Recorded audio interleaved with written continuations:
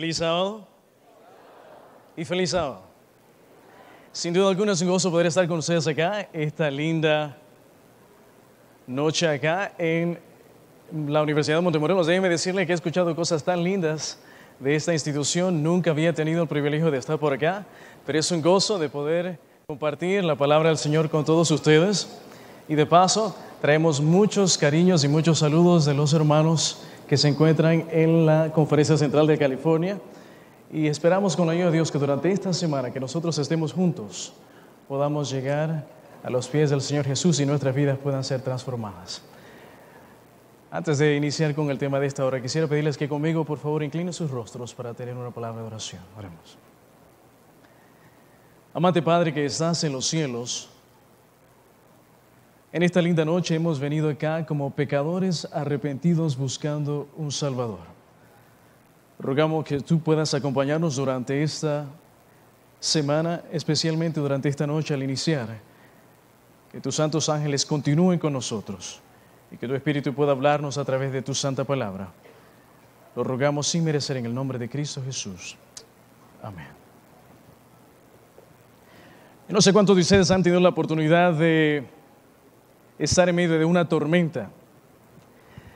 Hace unos años atrás, su servidor vivía en la ciudad de Kansas City, en el centro de los Estados Unidos. Y Kansas City se conoce por muchas cosas, pero una de las áreas que siempre suele uno recordar a Kansas City son por esos tornados que suelen pasar por la ciudad y hacen destrozos, ¿no? Recuerdo en cierta ocasión, nosotros veníamos de un pueblo muy chico que se llama Climax Springs, en el sur de Missouri.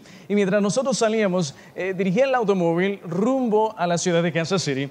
Y mientras íbamos en la carretera, empezó a llover. Una de esas tormentas que ustedes pueden imaginarse son tan fuertes que impide ver a través del cristal. Así que uno está en el automóvil, la lluvia cae, muy fuerte la lluvia. Y mientras estaba conduciendo, recuerdo en aquella ocasión, mi nena mayor, que en aquel entonces era solamente una pequeña, estaba sentada en la parte de atrás. Ella venía haciendo música, venía cantando en la parte de atrás. Y resulta que en esos momentos cojo mi teléfono móvil y es la llamada de un pastor donde nosotros íbamos a hospedar durante esa noche. Me dice el pastor: hijo, ¿dónde te encuentras? Y le digo: pastor, estoy en tal ciudad, en tal carretera. Y me dice: por lo que más quieras, salte de inmediato, porque en estos momentos estoy frente a la pantalla de televisión y estoy viendo las noticias que viene un tornado justo en tu dirección. Así que en ese momento tomo el teléfono, se lo doy a mi esposa y ahora en lugar de conducir con una sola mano, ahora estoy conduciendo con dos manos. Yo no sé si a ustedes les pasa, pero cuando uno inicia a conducir, al principio siempre uno tiene cautela de tener las dos manos en el volante. A medida pasan los años, deja uno una sola mano y conduce con una solamente, ¿no? Pero en esos momentos era tanto el pánico, tanto el miedo, que ahora tenía las dos manos en el volante y ahora mientras me dirigía, lo único que pensaba es a qué se debe que nosotros somos el único automóvil que se dirige en aquella dirección. Todo el mundo venía en la dirección opuesta. Así que le digo a mi esposa: ¿sabes qué, linda? Yo creo que lo más sabio en estos momentos es que nosotros podamos girar y regresar, porque a mí se me hace que el tornado viene de aquella dirección. Y dice mi esposa: amor, yo creo que lo ideal es que te mantengas en el camino para que podamos llegar hacia donde tenemos que ir. Le digo: linda, pero ¿no ves que todos los automóviles vienen hacia el este y nosotros somos el único automóvil que vamos hacia el oeste? Y dice ella: amor, yo insisto, yo creo que deberías de mantenerte en la carretera. Así que miro a mi esposa con una mirada de amor y le digo: ¿sabes qué, mi amor? El que estoy conduciendo soy yo, así que si me permites. Y giro y ahora regreso y voy donde va toda la gente, ¿no? En la carretera.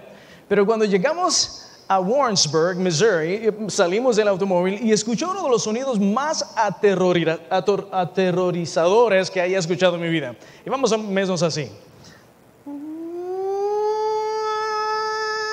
Y si usted alguna vez ha vivido en una ciudad de esas, se dará cuenta que ese sonido implica o simboliza que el tornado ya llegó. Así que en esos momentos trato de ver a mi alrededor y mis hermanos, no había ni siquiera un solo automóvil. Yo no sé qué se hicieron los automóviles, pero todos se habían refugiado, estaban bajo tierra y el único que se encontraba allí era su servidor con mi esposa y mi nena, y mi esposa me mira y me dice, I told you so. Te lo dije. Y entonces yo sé que las damas son muy especiales, y ¿no? En un tiempo correcto suelen decir cosas que van justo al tema, ¿no? Así que le miro y digo, amor, tienes razón. Y dice, ¿y ahora qué? Y le digo, ¿qué de qué? Pues, ¿qué vamos a hacer?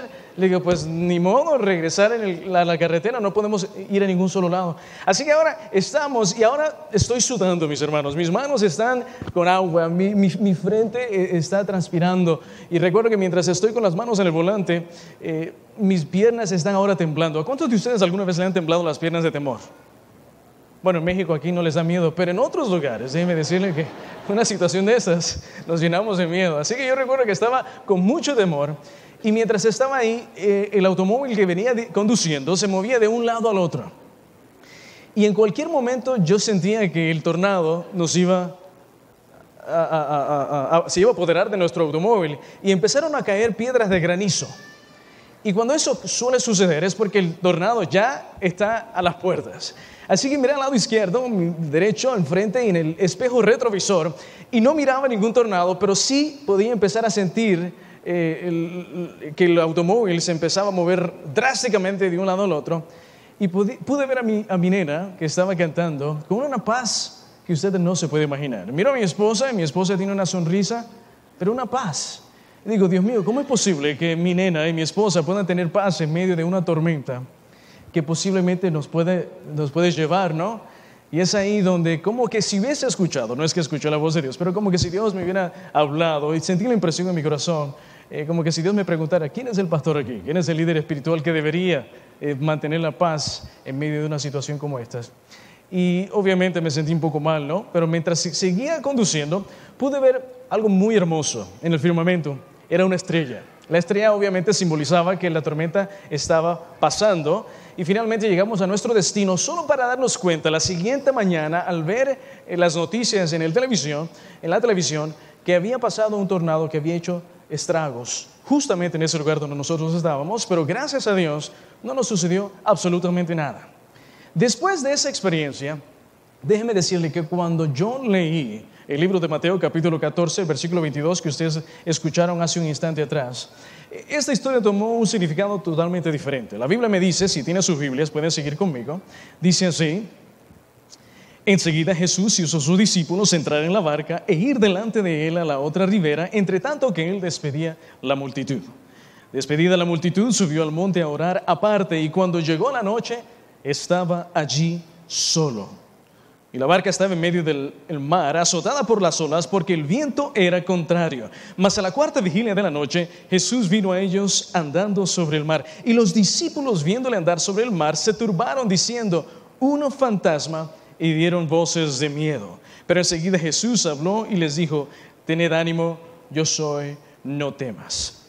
Y quisiera que hiciéramos una pausa en esa expresión. Cristo dice, tened ánimo, yo soy, no temas. Note que Cristo no inicia diciendo, no temas, sino que las primeras palabras que salen de la boca de nuestro Salvador son las palabras, ¿y cómo dice su Biblia? ¿Cómo dice? ¿Pueden participar conmigo? Dice la Biblia, tened ánimo. Yo no sé cuántos de ustedes alguna vez han sentido que están pasando por una situación tan difícil que no se le ve la luz al final del túnel.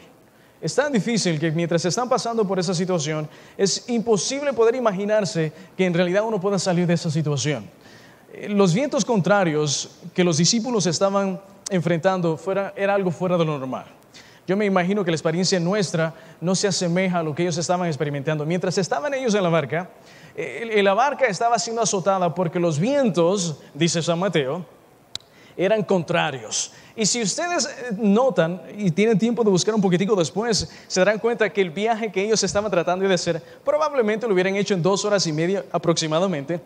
Pero aquí se encontraban los discípulos que habían salido justamente al anochecer. Usted puede leer este relato bíblico en el libro de Mateo, en el libro de Marcos y en el libro de San Juan.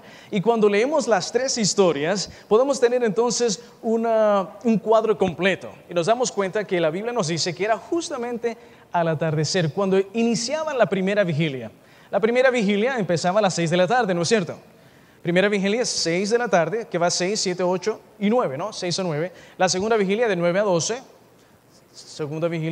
Tercera vigilia de 12 a 3 de la mañana, y la cuarta vigilia de 3 de la mañana a las 6 de la mañana. La Biblia me dice a mí que Cristo le dice a los discípulos al anochecer, al inicio de la primera vigilia, súbanse a la barca y atraviesen el mar, y yo les encontraré al otro lado. Y los discípulos obviamente hacen caso, se suben en la barca, van al otro lado, un viaje que probablemente les pudo haber tomado hasta el punto donde se encontraban 2 horas y media. Ahora me dice la Biblia que era como la cuarta vigilia de el día, y ellos solamente se encontraban, ¿dónde dice la Biblia? En medio de la mar. Obviamente, si usted ve el mapa, es un lago muy grande, no es que sea una mar abierta como un océano, pero es muy grande. Obviamente lo hubieran podido haber hecho en un corto tiempo, pero la Biblia me dice que era como la cuarta vigilia. La Biblia dice que era la cuarta vigilia, quiere decir que era por lo menos las 3 de la mañana. Ahora, pregunto, si ellos se subieron en la barca al iniciar la primera vigilia, y si era aproximadamente, para ser conservadores, digamos que era el principio de la cuarta vigilia, era las 3 de la mañana, ¿cuánto tiempo tenían los discípulos batallando con estos vientos contrarios? ¿Por lo menos unas cuantas horas? 10 a 12 horas ellos se encontraban batallando con una tormenta que va más allá de lo normal. Yo no sé si alguno de ustedes está pasando por alguna tormenta fuera de lo normal, pero déjenme decirle que cuando nosotros hacemos una pausa y vemos las tragedias y las dificultades que están sufriendo nuestros propios familiares alrededor nuestro, nos damos cuenta que las tormentas son muy grandes. Solamente esta semana pasada recibí una llamada telefónica de un compañero, amigo, una amiga, que su hija está pasando por una dificultad donde le han hecho un trasplante de médula, y por la gracia de Dios ella recuperó y estaba viviendo una vida normal por un promedio de 1 o 2 años. Y ahora le han comunicado a ella que lastimosamente no hay nada que puedan hacer por ella. Y ahora esa jovencita que inició precisamente esta semana pasada, era su primer día de estudios en una institución adventista. Es como, yo no sé cuántos de ustedes se recuerdan el primer día que llegaron a Montemorelos. Su primer día de clases. Ustedes están contentos porque están visitando una institución. Uno tiene sueños, uno tiene aspiraciones, uno tiene el deseo de poder seguir adelante y triunfar y alcanzar esos objetivos. Pues esta señorita no puede ver el final de su historia. Al igual que muchos de ustedes, algunos de ustedes están estudiando para poder alcanzar una licenciatura en teología, en administración de empresas, educación, etc. Pero ella lo que está pidiendo al Señor es que Dios le dé la oportunidad de por lo menos terminar 6 meses. Los padres están destrozados porque los vientos contrarios que están sacudiendo su hogar les dice que probablemente ella tiene a lo mejor, si Dios es misericordioso, le presta otros 12 meses de vida, a lo mejor 2 años más. Pero la señorita no podrá terminar entonces sus estudios. Pregunto, ¿qué clase de vientos contrarios son los que ustedes como estudiantes o como familia o como docentes están enfrentando? Si la ciudad de Montemorelos o el estado de Nuevo León es similar a las ciudades alrededor del mundo, y yo creo que lo son, el nivel de divorcio dentro de nuestras iglesias continúa creciendo. Los problemas familiares son extraordinarios. Los problemas que estamos enfrentando nosotros acá son muy tristes. Las adicciones. No solamente las adicciones, sino que nosotros nos ponemos a pensar en cuanto a los abusos que reciben algunas de las señoritas. Precisamente estaba viendo las noticias de algo que sucedió acá, precisamente en este país. Y lo triste que es leer las noticias, cómo las señoritas son abusadas o cómo los jóvenes también se infiltran en situaciones o se envuelven en situaciones que obviamente les lleva a la perdición. Esta semana pasada, no sé si dieron cuenta de lo que aconteció en el Medio Oriente, donde a una señorita le cortan la cabeza, las extremidades, y esa misma semana torturan a su hermano, y la madre se da cuenta de esta tragedia en la misma semana, mis hermanos.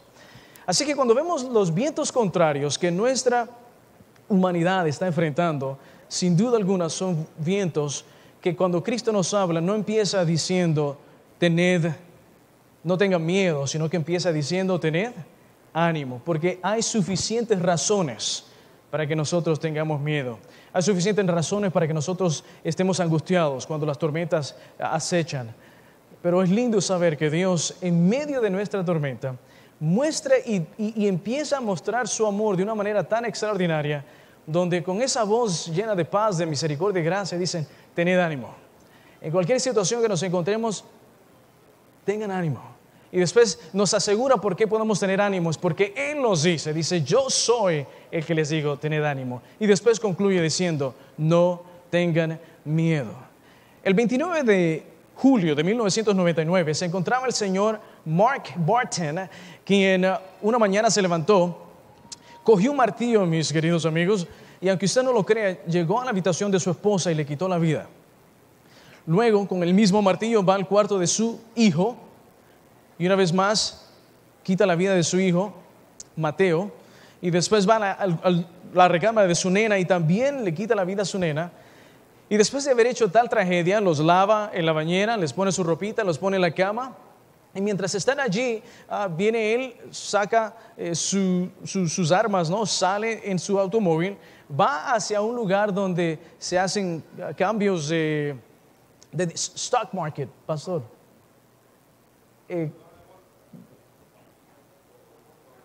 Gracias, corredor de bolsas. Y mientras estaba allí en ese lugar, empezó a disparar, mató a 9 personas y hirió a 13 en aquella ocasión. Y la ciudad de Atlanta estaba sorprendida que alguien hubiese hecho tal cosa. Finalmente lo encontraron 4 horas después y el señor Barton cogió el revólver, se quitó la vida y después estaba todo el mundo pensando, ¿por qué es que un hombre hizo tal cosa? ¿Por qué es que le quitó la vida a su esposa de esa manera con un martillo? Después le quita la vida a su hijo, le quita la vida a su hija y finalmente va y le quita la vida a todas aquellas personas que estuvieron en aquel lugar. Y encontraron una carta.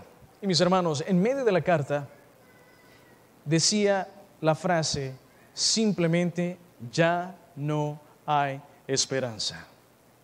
Resulta que hace unas semanas atrás él había perdido más de $105,000 en la caja de valores y él pensaba que ya no había solución, no había esperanza. Yo no sé cuántos de nosotros alguna vez nos hemos encontrado en una situación donde pensamos o sentimos que ya no hay esperanza. Los discípulos en aquella ocasión se encontraban tan dolidos que decían, ya no hay esperanza, ya no podemos más. Pero es precisamente en esos momentos difíciles, cuando nosotros estamos siendo enfrentados por las tormentas de la vida, que Dios nos dice, tened ánimo, yo soy, no temas. El día de hoy, mis hermanos, es simplemente una introducción a una semana que espero que con la ayuda de Dios, al finalizar la semana, nosotros podamos concluir la semana con la convicción que Dios es tan especial, tan misericordioso y sobre todas las cosas es tan amoroso, que a pesar de la situación en la que nosotros nos podamos encontrar, su amor y su misericordia está disponible para nosotros. Y esos destellos de amor, esos vislumbres del amor de Dios se pueden presenciar si solamente nosotros tomamos tiempo para escuchar la voz del Señor. Y es precisamente en los momentos difíciles, cuando las cosas se ponen más difíciles, que a veces confundimos incluso la misericordia de Dios con algo que nos puede hacer daño. Los discípulos, al ver a Jesús caminar sobre las aguas, dijeron, un fantasma. Cuando la ayuda estaba llegando, las cosas se pusieron peor en la mente de los discípulos, cuando en realidad la salvación había llegado. Y obviamente al finalizar la historia, si la recuerdan, la Biblia dice que Pedro, al escuchar a Jesús, dice, Señor, si eres tú, manda que yo vaya a ti sobre las aguas. Esa frase se puede traducir, sí, eres tú, manda que yo vaya a ti sobre las aguas. Pedro escuchó la voz y pudo identificar la voz del Maestro. Y él dice, puesto que eres tú, yo quiero que tú me ayudes a caminar sobre las aguas angustiosas. La Biblia me dice a mí que en aquella ocasión, Pedro se sale de la barca, empieza a caminar hacia donde se encuentra Cristo Jesús. Y mientras está caminando, lo hace porque él reconoció que en realidad era el Maestro. El Maestro estaba llamando. Ahora él camina sobre las aguas y al estar caminando, recordarán la historia, mira el fuerte viento, porque los vientos aún siguen siendo contrarios. Y es ahí donde se hunde. Y al instante Cristo Jesús levanta, lo saca y ahora caminan juntos. Yo no sé si ustedes alguna vez han pensado en esa historia o si la han leído alguna vez, pero qué cosa más linda el caminar de regreso en esta situación. Los vientos siguen siendo contrarios, la tormenta sigue siendo fuerte, la barca sigue siendo acechada de un lado al otro, La diferencia es que ahora Cristo va caminando con él sobre las aguas, llega y no es hasta que llega a la barca que los vientos cesan. En medio de nuestra angustia, en medio de nuestra situación, Dios nos dice, yo estoy allí para caminar contigo, ayudarte y capacitarte para que tú puedas seguir adelante. Pero en conclusión, ¿cómo nosotros podemos mantener esa paz en medio de la tormenta? No cabe duda que la mejor manera de hacerlo es mantenernos arraigados del Señor Jesús. Saben que estaba leyendo que en el año 1987 se encontraba el señor Michael, que en una competencia de atravesar el mundo en una barca, él sorprendió el mundo completo cuando atravesó el mundo en su totalidad en un total de 157 días.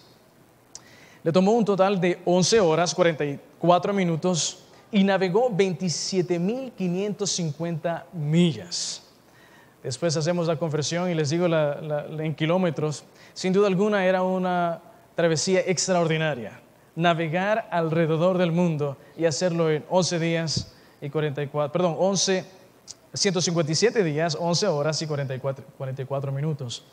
Y finalmente él recibió la fama de haberlo logrado y llegó 4 días antes que todo el mundo hubiese llegado.